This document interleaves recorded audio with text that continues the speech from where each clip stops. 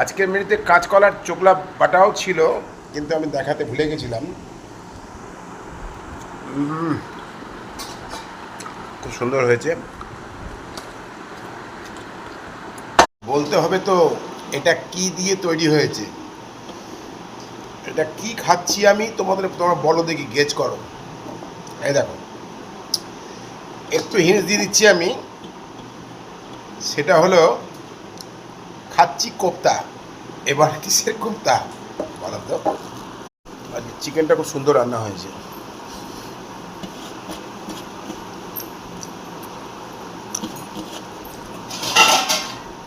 চিকেনটা এত টেস্ট রান্না হয়েছে ভাবা যাবে না।